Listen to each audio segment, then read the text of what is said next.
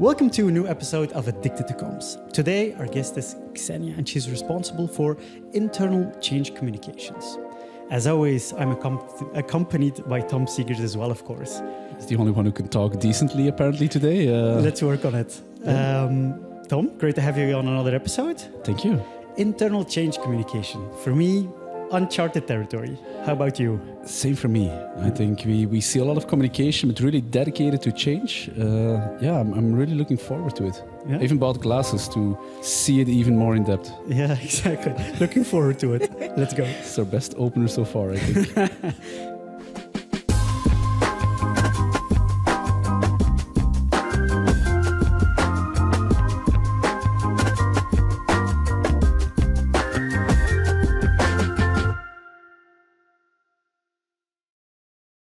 Welcome, Xeniya. Thank you. Great to have you on the podcast. First time you've recorded a podcast? Actually, I have been on a podcast once before, but I totally forgot about it. And I only discovered that I was on that podcast today when I was preparing for this podcast. So it was so good that you completely forgot about it. Yes, I guess so. Everyone is Googling you now. Which one was it? We always start the conversation with a mug that you can choose from our closet. Which one have you chosen, and what's the reason behind it? Okay, so the one that I chose has a picture of a octopus on it, and it says internal comms Spirit animal. Man. Spirit animal. Yes. Yeah. Ah, exactly. Internal comms spirit animal.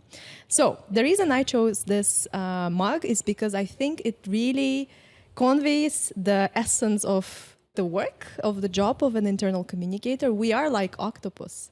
There is even, I think now, a saying, mixternal communications, because internal communications nowadays is a mix of everything. It's you have to be a good project manager, you have to be a good communicator, you have to be a good change manager, you have to understand some basics of human resources management. So we are really like this very fancy sea animals. Yeah. Quite funny. It's exactly the same explanation that you've given, Tom. It's one of the first we made as well. I find it very surprising because everyone just accepts it. I mean, like everyone who comes here is like, yeah, we have to do so many things. I think the first mug was the same with like a list of job Video titles. editor, where it's like, copywriter. I'm this. It's a bit related. Like, how come? Like, is it just because there's not enough resources? Is it very hard to find good people that can do different skills, or it's just because you can do so many things that it's just easier to combine it? Or yes, I think it's just because we've always historically have been doing all of these things, but we never were really taking as strategic partners and as people who really bring a strategic value. But I think, if you are a strategic partner, this kind of comes with your job. You have to be a good project manager. You have to understand the essence of change management. You really have to up your game. So to me, this is very natural. I think it just comes with the job, to be honest. If we take a leap back in time, we already discussed internal comms, but how did you become addicted to comms? Okay. So for the record, I would say that addiction to comms is the only addiction that I have, but it's a very strong one. It's a disclaimer. It's a good addiction to have. Yes. But I've been addicted to comms actually since my childhood. My mother used to work as a journalist, so I always used to be around media, TV, publishing business. So this is when I fell in love with journalism, actually. So I always wanted to be a journalist. And then I took a side track. I started, I did my bachelor's in economics and finance. Okay. So quite different from journalism, right? But even like before my graduation ceremony, I already had a job offer from an American radio station. Okay. So, I transitioned to journalism right after my university. I did that. From there, I transitioned to the bigger sphere of public relations. I worked for a big industrial holding as a public relations manager. And this is, I think, where it became super clear to me. It was 10 years ago that out of all things PR, the one that I enjoyed the most is the employee communications or internal communications. When I got that clarity, since then, I led and built 2 internal communications teams still back home in Kazakhstan, in local subsidiaries of international telecommunication companies. And fast forward, here I am in the Netherlands, leading global change comms for a global medical device company called Medtronic. For me, I think, as a last thing I want to say is communication has always been more than just a way of delivering a message. I think the way that I see it and look at it is, for me, it's a way to connect with people, to build trust, to create that sense of engagement and belonging. And this is what has always been kind of the driving force and the main motivation for me to stay in the profession. But do you think that journalism is then a good starting point for people to go into internal comms? Is like does it help? Because I think a lot of people are choosing study directions and like, I would not even know where to go to. I would pick HR more as like an entry point to go into an internal comms. But is journalism, PR a better hook, you think, or? That's a very good question. I think in our profession, you would find people that come from different walks of life, right? Backgrounds. But I think journalism, for me personally, was a very good start because it really helps you to focus on your target audience. It also really helps you to learn how to simplify the message. Like my boss, my editor-in-chief, always used to say, you need to, when you write, you need to assume that your reader is a fool. So it's, maybe it's too strong of a saying, but it gives you a good understanding that you have to decompose and simplify your message as much as possible. Better so too that simple than too everyone complex, can understand. indeed. Exactly, yeah. And is that still feasible in internal comms? Because isn't the message always like predefined by somebody else and then it comes to you? Can you drill it down quite easily, or is it like hard to touch sometimes? I think that my role, and I think everyone's role in this like internal comms world, is to coach and consult your internal stakeholders on how to shape the message in a way that it is understandable and resonates with everyone. Especially like if you have to communicate about certain technical topics or not the most sexiest topics out there, you then serve as an internal consultant and a coach rather than a person who writes and does the communication himself. Because that maybe brings us perfectly to your day-to-day job that you do now.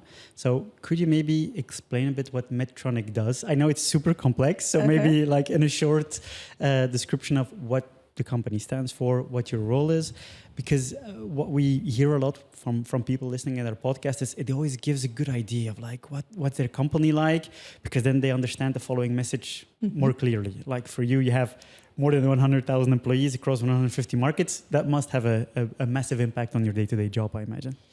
Yes, it is the biggest company I've ever worked for, I have to say. My previous employer had 40,000 employees, still kind of a big workforce, but not quite as Medtronic has. We have 95,000+ employees across the entire, across the entire globe, pretty much in every geography. Medtronic is the leading medical device producer in the world. Any kind of medical devices you would find in hospitals, it's us. I mean, we have competitors as well, but we really have a big share in the market. My role has evolved quite a lot. I've been with Medtronic for almost 5 years, and not a dull day, not a boring day. I joined the company initially as a senior communications program manager for a big transformation program that was happening in the EMEA region, Europe, Middle East, and Africa. And my role was really to build an employee engagement strategy for that specific program, so that all the relevant stakeholders know about the program, are engaged with the program, and are ready to change, because there was a lot of change within that program. So in that role, I was more like a communication business partner, because I was dedicated to a specific program and I worked with a specific group of leadership that I supported.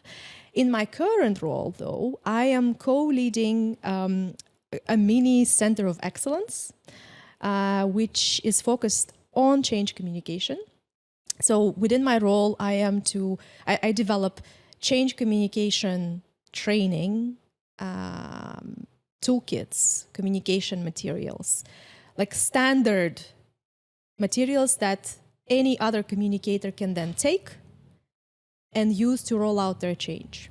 Because how does your role get translated then locally indeed? So you provide them with the necessary assets that they can use locally, but they can do themselves as well, some things, or does it always need to pass by you? So my role is indeed developing central materials. So for example, if there is a big change program happening or big change happening, would it be an organizational change where a company is changing its organizational structure? Would it be a technological change, like, the introduction of AI? Would it be a cultural change, like, launching new set of values or competencies or new behaviors, right? Any kind of change. If there is a change that is big enough and impacts most employees, then I am there to really build those communication materials, central communication materials from scratch. Everything like the talking points, email templates, and the strategy overall for communication, but also all the materials. And then indeed, I would cascade it to the local communication partners in the regions, in the functions, so that they can take these materials, they have it already. Translated. Yes, sometimes no. Sometimes we translate centrally. Sometimes they would translate it locally. It depends on depends on different factors. But indeed, we always give the space for communicators in the functions in the regions to embed and adapt as they see fit as well, because different geographies have, different labor regulations, different leadership styles. So my role is to equip them with guidance and training and materials as much as I can, so that then they can implement it based on their local realities. But is it only for change management that there's like a separate entity, or was it also in your previous company? Like, why has that been pulled apart from traditional internal comms? Is it such a specialism that it needs something else, or would you be able to adopt your storylines, your frameworks to standard comms that are not change management, or is it very Does specific? it need a specialism? Yeah. That's a very good question. I'm here for the good questions. I'm paid for this, so I hope I have a good answer for you as well. It's interesting indeed. In all of my previous companies, I have always been in the center of changes. Okay.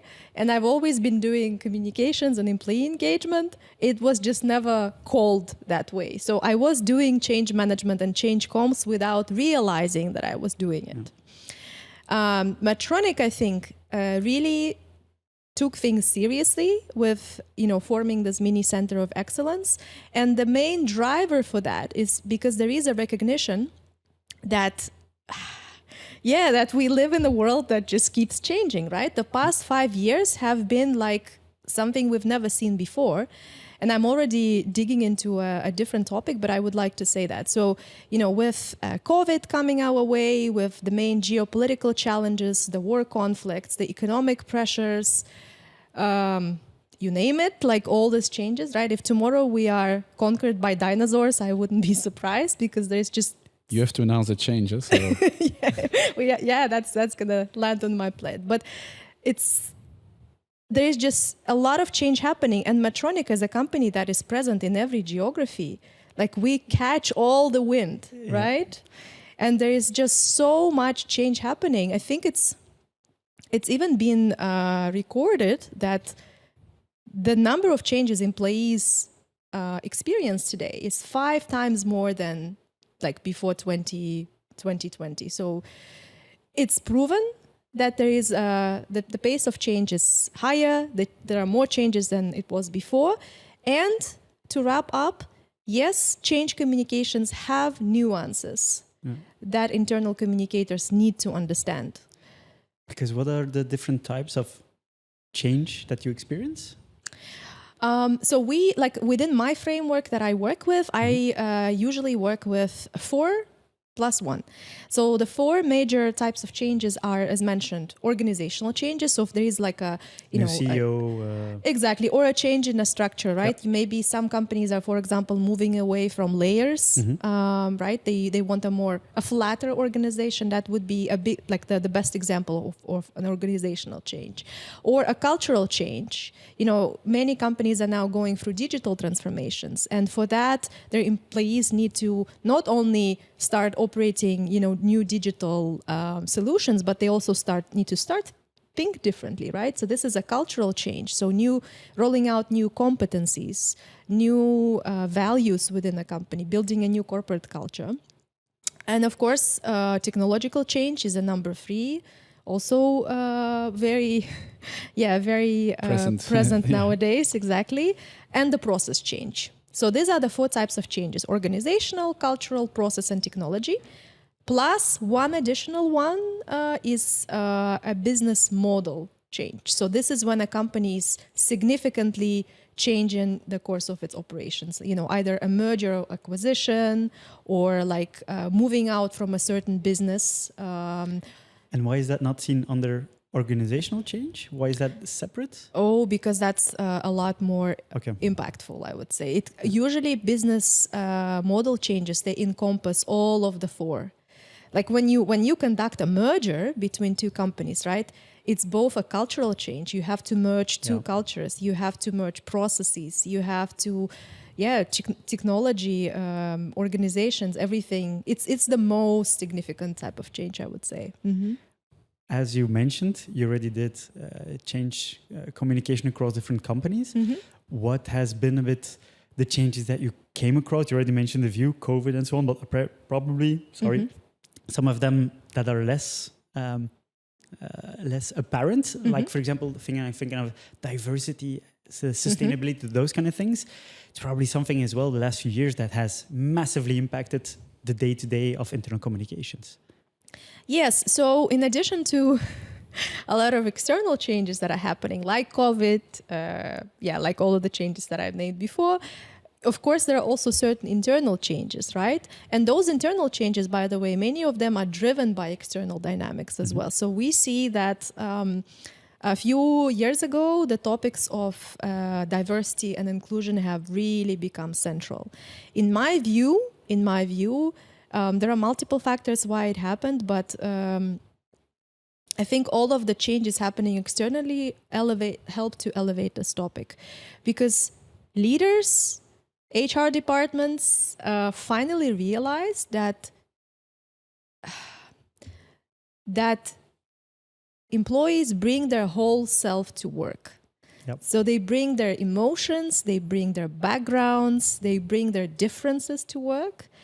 And I think with all of the changes happening and, the well-being and, health, mental health really becoming the central topic, the topic of diversity and inclusion has also been elevated.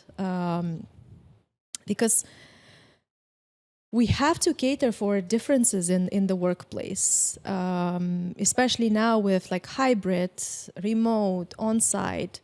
How do you get to everyone? You really need to understand the psychographics of your employees, not just the demographics, how old they are, the type of roles that they do, but really what makes them motivated, what makes them tick, what their values are, what interests them. Yep.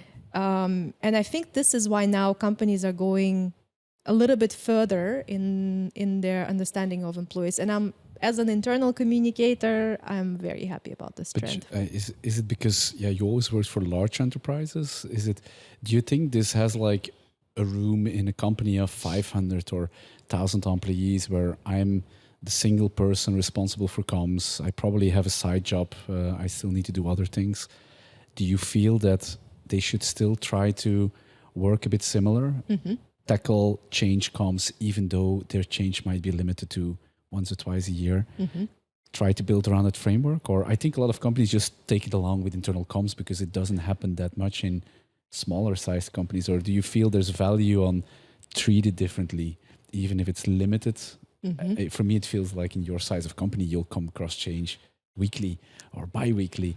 Like, is it relevant for them to think about this? Or I love this question. All the questions coming. Tom, you're asking really good questions. No, because they really, I think they're really spot on. Many people would probably think and question that, right? If you, like I'm an internal communicator, I work for a very small company, it's a local company, like why care? Why care about change management? Why care about change comms? But the reality is, your employees are still, they're not living in a bubble, right? They're still living in this world where there is, the pandemic happened, there's this economic pressures and all the external changes. Even if your company is not changing as fast, the world around you is changing. So how do you then, as an internal communicator, help equip your people leaders to be ready for those employees coming to work and bringing the load and the luggage of these changes to work? How do you help your leaders manage employees' mental health? How do you help your leaders manage communications in this changing environment? So in my view, it's a must today. It's like for me, again, it's not because I'm doing change comms and I'm like Promoting advocating. your job. Yeah. Yeah, exactly. I really do think that we have been given an opportunity to work very strategically. It's, I think, the first time in history that we as internal communicators don't have to prove the value of our work because of the times we are living in. We finally are recognized as partners. And I think we need to up our game. So we ourselves need to educate ourselves on change management and change comms. That's one. And then we need to help our people leaders and our senior leaders to understand that too. So I was at a conference in June, an internal comms conference, and there was a lady there from Switzerland, actually. She works for a very small company. I think it's, they are in vaccination business. So what she did, she's an internal communicator. She doesn't have this fancy change, change title to her role. But she is very thoughtful. She recognizes the need for change comms. What she did, for example, is invited an external change practitioner to come and hold a training for people leaders on emotional impact of change. So how do you really help your employees during changes? How do you help them get through the changes? How do you accommodate their fears, concerns, and so on and so forth? So there are many different ways you can do it. You can get external partners to help you. You can do it yourself. But first and foremost, you have to yourself realize and wake up to the fact that this is a basic hygiene of your job today. That's because what I think. Where did you pick up on that? Did you just grew throughout the years, or were you just so interested in change comms and you found the assets to get trained upon? Is it just Googling change management for internal comms and that's where you start? Is it that easy? Change communication for dummies. I just wonder, because people are octopuses, they're swamped with things. I would think, okay, I don't know a lot about change comms. My first thing would be I'll try to look up for a YouTube video or read a book or go to a conference. Is it really just that, starting there? Or do you have some tips of people on, hey, you don't do change comms now. Start here. This is the first thing you did. This is the...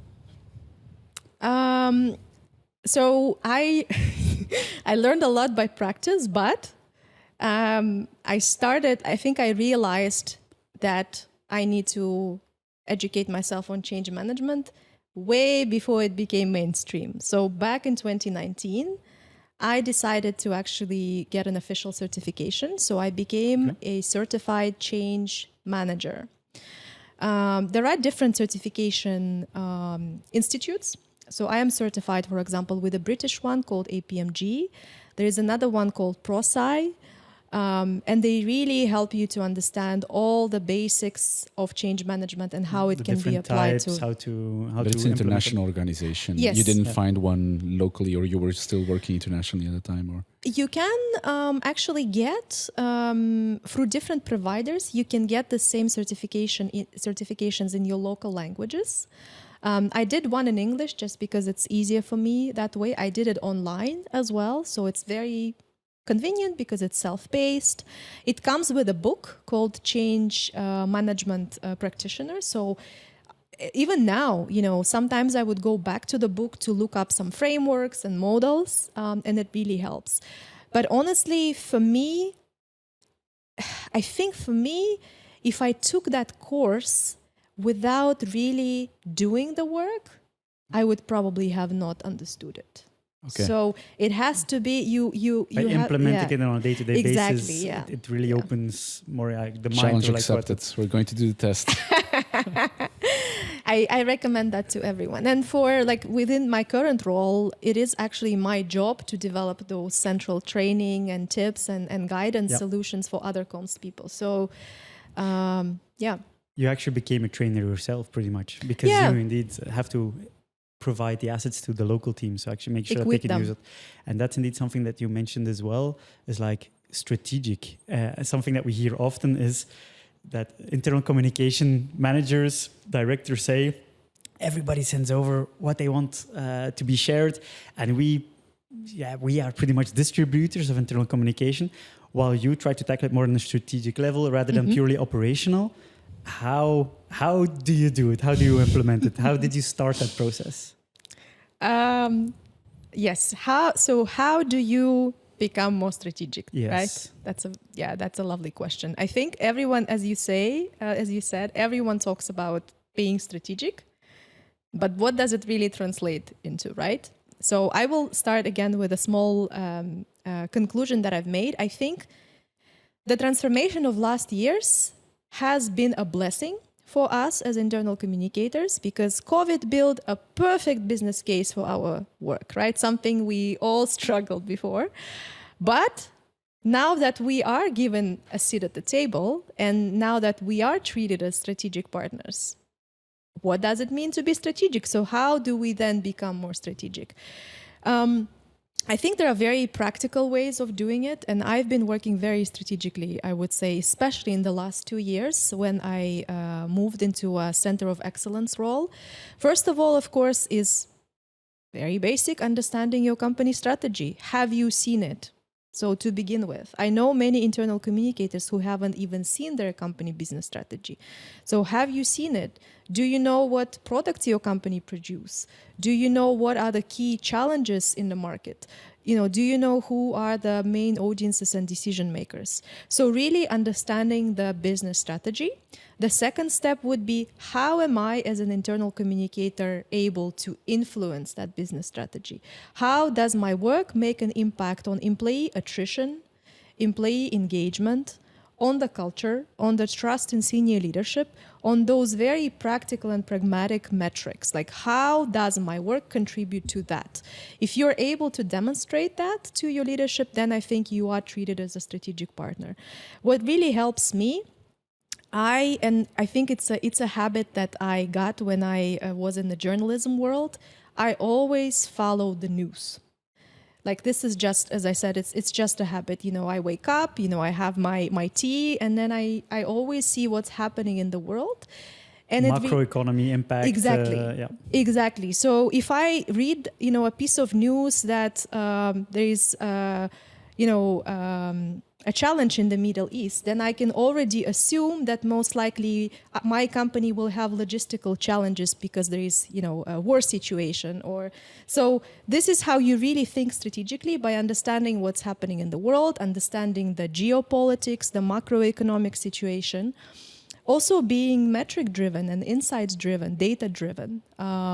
Like every time I need to build a business case, I'm not just coming to my senior leadership saying, hey, I think it will work, I promise, right? That's not how you operate. You need to show the numbers. You need to show the metrics. You need to show what worked, what didn't work. Also, can you measure all of the 4 of them? Because I can imagine we acquired a new company. A lot of that is like how I feel as an employee, like don't feel happy about it. Then we do like an employee survey. Like, is that how you mean measuring? Or is it really, I'm measuring what you did? I did 20 emails. I wrote this. I did this event. At what level are you looking at metrics? Yes. So this is also super spot on. When I talk about measurement, I talk about measurement and listening. And I think this is the only combination that works best. So especially in our world where it's sometimes difficult, as you say, to quantify the sentiment, right? You have to use things like surveys, interviews, focus groups.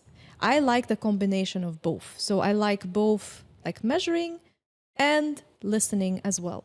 Because also the listening mechanisms, they don't always give you the data, but they also help you to get in a dialogue with your stakeholders. Yeah, that's why when I listen, it's both measurement and listening. Yeah. Because sorry, San, No, go ahead. you always used measurements before, because I think some companies they don't really measure yet. They just need to get started, and it's hard to find your baseline. Like you need to go to your C-level and say, I want to do this. I changed to 10, but was it 8 before or 6? Like at a certain point, you need to just get into there and take that as your reference. Or how do you start by thinking more on a measurement scale? Because there's not always a starting point. That's what I find the hardest, I feel, at this point. Yes, so there is, I use some, let's say, I don't know, globally recognized metrics just for like a baseline. But usually it's more from my understanding. For example, I know, if an email opening rate is 70% and above, then it's like, that's perfect. That's, the best you can that would be possibly good, get. Yes. Or a 13% click-through rate is also a good number. So I have those baseline from the past that I kind of keep in mind. Benchmarks. Benchmarks, exactly. But most of the time, I only assess my progress based on my current progress. So even if I start something from scratch, that would be my baseline. And how to improve continuously, exactly, instead of having a massive North Star from the beginning. More like, how can you pace towards that? Maybe it takes 1 year, maybe 2 years. But indeed, step by step, trying to improve every single initiative. As long as you demonstrate progress, I think that's most important. Yeah. Because if we go into the nitty gritty bit, like you explained frameworks, like, can you explain a bit, how does a framework look like then for change communication? Like for the certification, you told, sometimes you still open the book and you look for frameworks. How could we imagine such a framework? So there is a framework that I have developed as part of change communication training, actually, that I'm planning to roll out. 6 steps.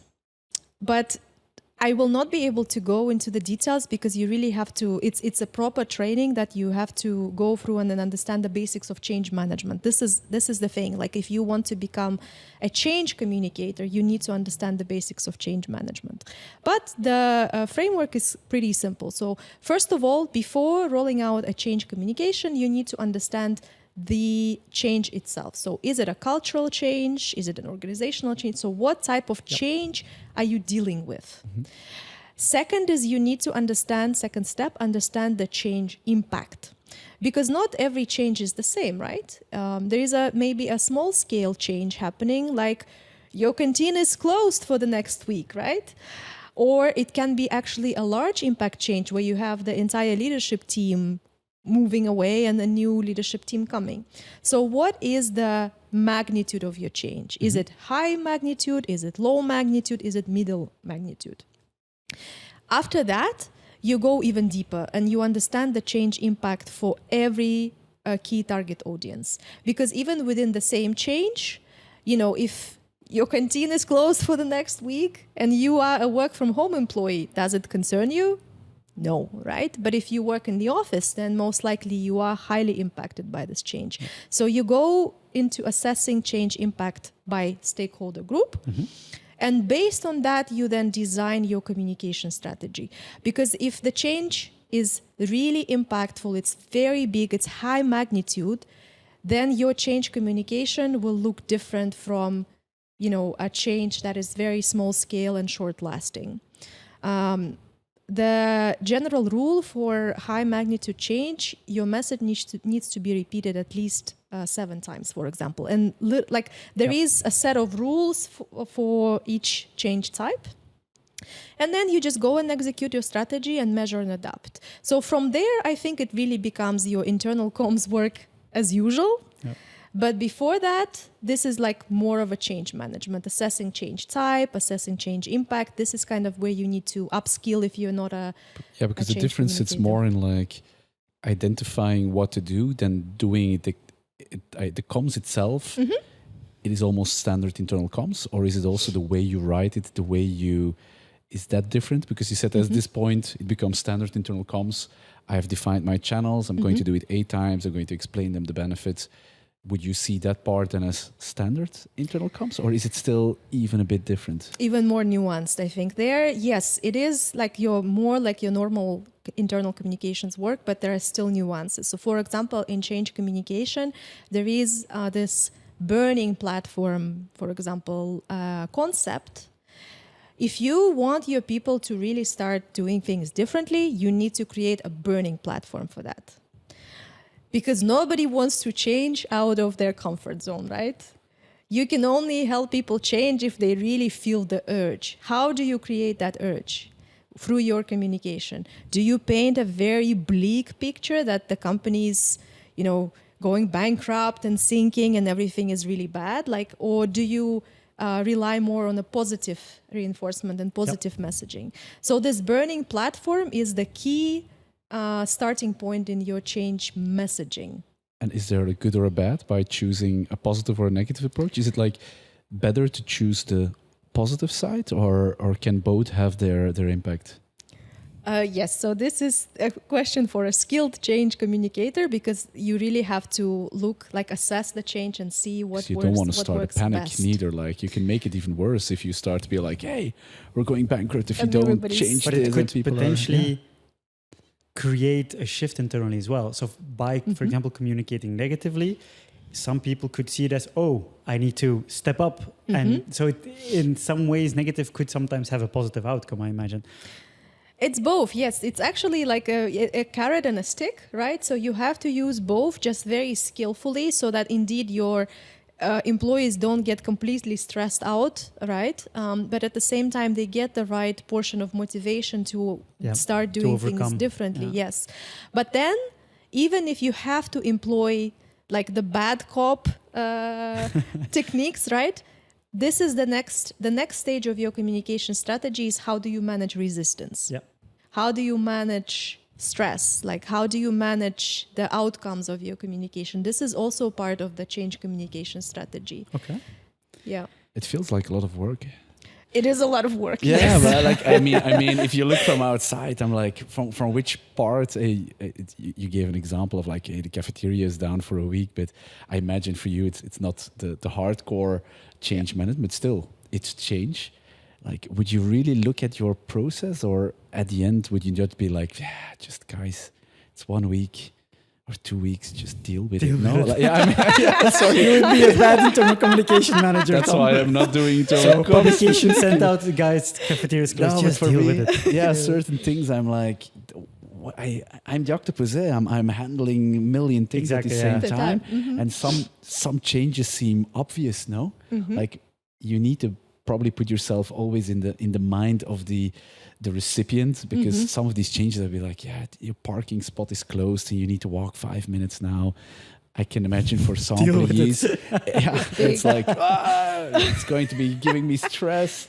Isn't that hard, or are you just trained to take every item as a like, because you will have personal preferences on that as well, no? Like, you're like, new company joins, come just deal with it and we move on. I see the positives. Yeah. We'll make a t-shirt for him. Just deal with it. Just deal with it. I love it. Yes. First of all, thank you. Somebody finally said that it seems like a lot of work. Somebody finally recognized it. So I think there are two things to mention here. My role has mostly always been about engaging in high impact changes. So changes that are impacting the majority of the workforce, or most of them, or like the entire workforce. And it's really about large-scale changes. It's changes that fundamentally change the way people operate, changing organizational structures or, changing cultures. So it's like I am usually assigned to the programs that have an existential value to the business. Let's put it this way. Yep. But this mindset really helps even when you implement low-scale changes, because if you do it right from the start, you don't have to clean up the mess afterwards. Yep. So it's actually when you properly put in the time and the resources at the start, you actually can, chill on the beach afterwards. Like you don't have to clean up the mess of a bad communication that is not done according to the change management strategy. So we'll need to end the podcast there. Already? It went super fast. I think we already had quite some things that we wanted to still discuss, but there's only one solution. We'll need to plan a second podcast to go specifically through the engagement part of the communications you do. We end every podcast with a question that you can ask to the community.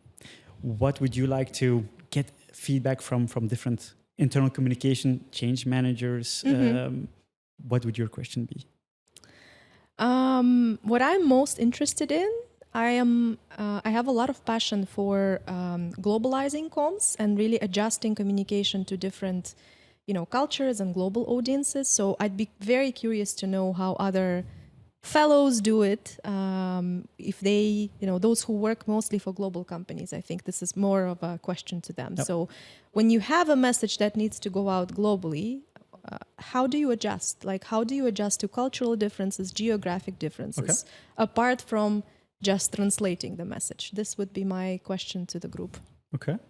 Tom, as always, you can summarize the conversation a bit for people that skipped to the end, that they at least know what we talked about. At a certain point, people would just start listening to my last 30 seconds of this podcast. Let's see how good it is. I think the recap is just deal with it.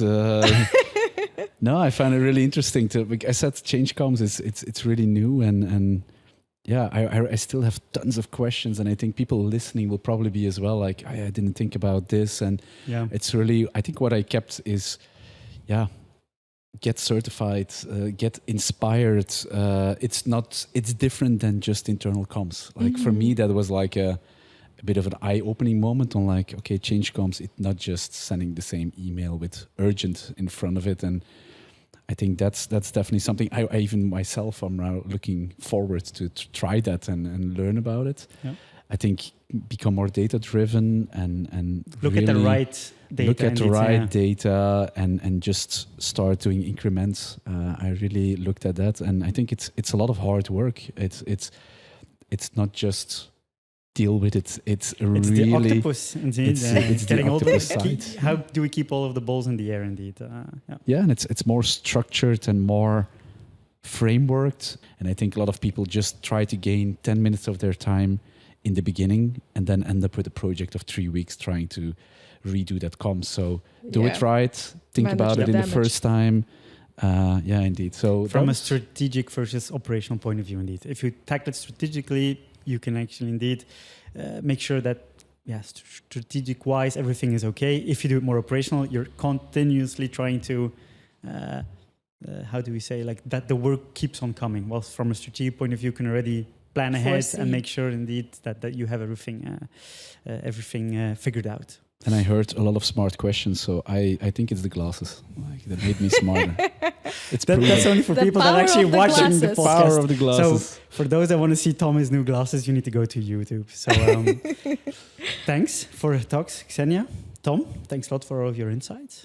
And until the next podcast. And to everybody listening in, stay addicted to comms. Thank you so much for having me. Thanks for tuning in to this episode. Do you want to stay updated on new episodes? Then follow us on addictedtocomms.com, Spotify, Apple Podcasts, or YouTube. Are you an internal communication specialist yourself? Feel free to reach out to us. Maybe you could be our next guest.